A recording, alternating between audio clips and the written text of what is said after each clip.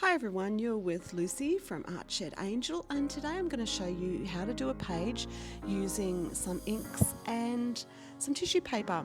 So if you like my video, please make sure you subscribe, and also remember to go over to Live Art Journaling and Self-Development. The link is below.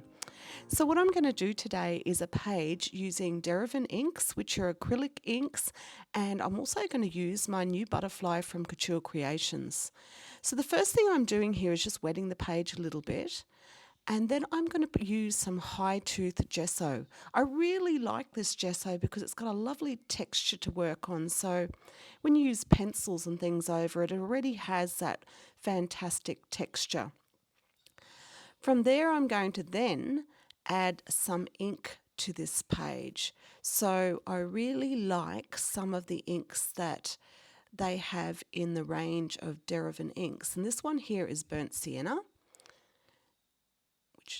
and I'm just putting that straight over. I'm not worrying about it going onto the wet gesso because it actually helps with the colouring of the gesso. And I'm just putting a little bit on, and I'll just speed this up so it goes a little bit faster. So I'm putting this gesso on the burnt sienna on, and then drying it off really quickly to do my next step. So this one here is sepia, and I'm sponging it around the outside. The whole page looks quite rough at the moment because there's a lot happening. Now I'm putting some of the high tooth gesso on some baking paper, and I'm just putting it over the page. So I'm turning it over just to get kind of a little bit grungy looking.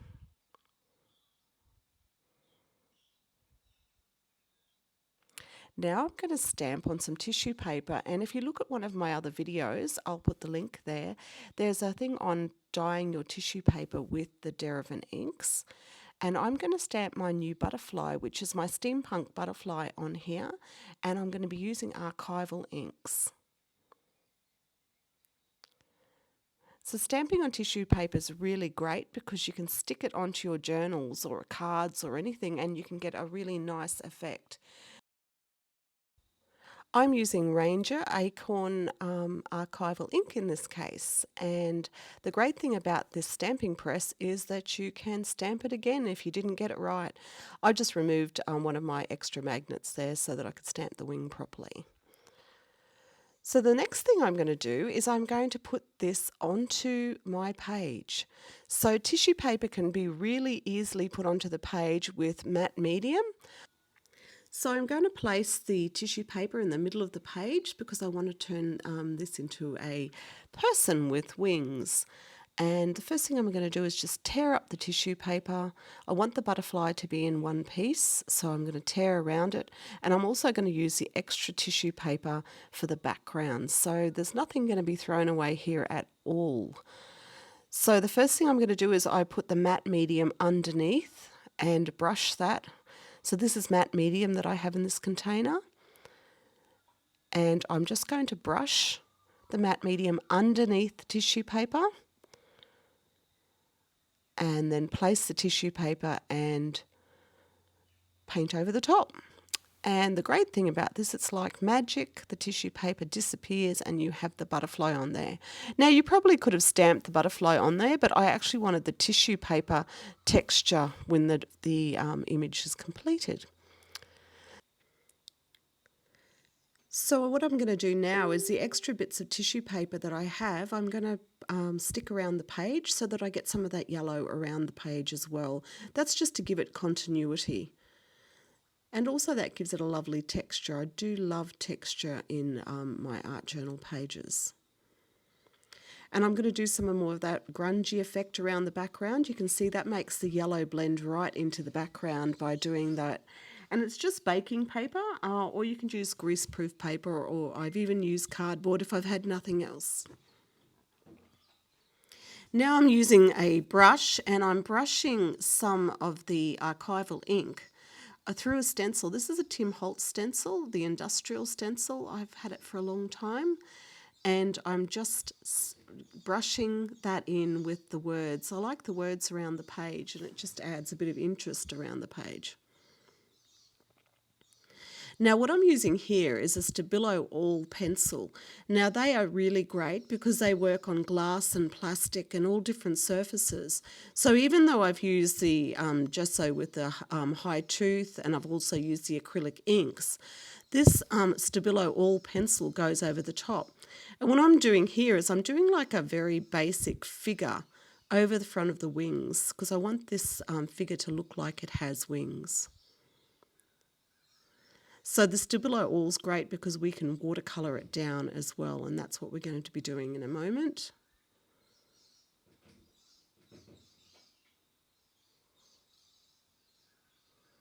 So it's really beautiful to write on that high tooth gesso.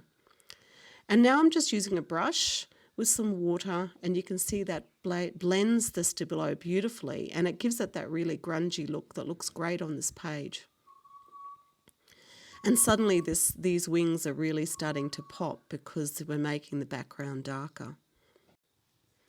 Now I'm going to use that sepia again and really make the foreground come forward by adding the sepia really roughly to the background. So you can see here that I'm putting the sepia on and I'm wiping it away with a cloth a little bit, and that just gives you that really sort of rough effect. And you can just close to the actual image, just make it a little bit darker, and I'm doing also around the edges a little bit darker. And the more we darken the background, the more that the foreground starts to come forward. And I'm also just doing a little bit of sponging again with that stencil and adding some words.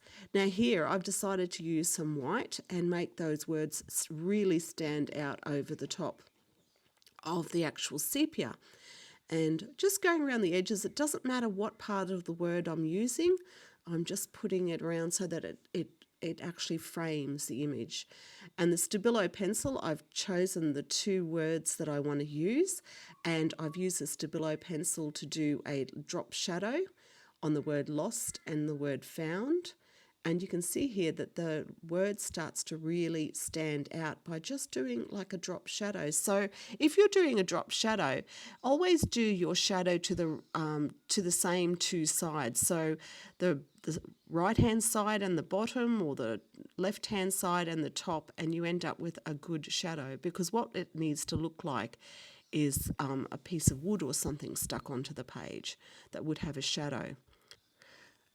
One of my other favourite pens are the Signo Broads, and they are so good for getting a really nice solid white. And you can see here by doing the white to the top left-hand side, the words are really starting to pop. So the Signo Broad are really great. You do need to write quite slowly. The slower you write, the better an image you get.